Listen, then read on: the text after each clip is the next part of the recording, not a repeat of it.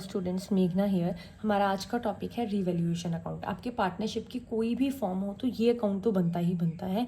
आपके एसेट या लायबिलिटी की कभी भी वैल्यू अप एंड डाउन होती है, उसमें कोई भी इंक्रीज या डिक्रीज आता है तो उस टाइम पे हम लोग ये रिवैल्यूएशन अकाउंट को बनाते हैं। तो इसको बनाने का ये फॉर्मेट है। ये हमारी एसेट साइड होती है, ये हमारी लायबिलिटी साइड होती है बैलेंस शीट की। तो हम उसी अकॉर्डिंग इसको समझेंगे।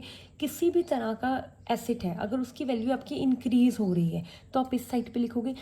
अगर किसी भी एसेट की वैल्यू डिक्रीज हो रही है तो आप लोग इस साइड पे लिखोगे। फॉर एग्जांपल, अगर आपका कोई एसेट है, फॉर एग्जांपल आपकी कोई मशीनरी है, मशीनरी की वैल्यू आपकी 50,000 थी, लेकिन अब जो उसकी रिवाइज्ड वैल्यू है मशीनरी की वो आपकी 45,000 हो गया। इट मीन्स कि मशीनरी अब हमारा एसेट होता है तो हमारे एसेट की वैल्यू 50,000 से 45,000 हो गई है, 5,000 कम हो गई है। तो एसेट की वैल्यू डिक्रीज होगी। अगर डिक्रीज होगी है तो आप decrease in the value of asset, यहाँ पर आप जितना भी माइनस करके 5,000 आएगा तो आप 5,000 के अमाउंट को यहाँ पर लिख दोगे। क्लियर जी।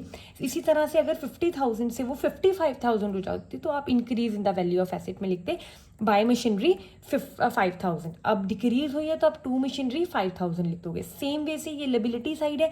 अगर कोई लायबिलिटी की वैल्यू इंक्रीज होगी तो यहाँ पे लिखोगे एंड वाइस वर्सा। कोई भी लायबिलिटी की वैल्यू डिक्रीज होती है तो आप इस साइड पे लिखती हो।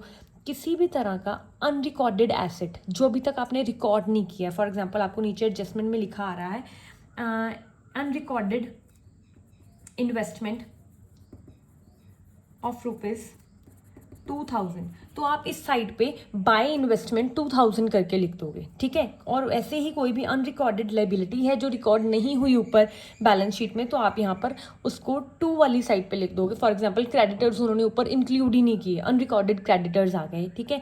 तो आपकी 2 अनरिकॉर्डेड क्रेडिटर्स यहाँ पर आ जाएंगे। उसके बाद अगर आपकी ये वाली साइड बड़ी आती है तो आपका इस साइड पर प्रॉफिट आ जाएगा, अगर ये वाली साइड बड़ी है तो इस साइड पर आपका लॉस आ जाएगा।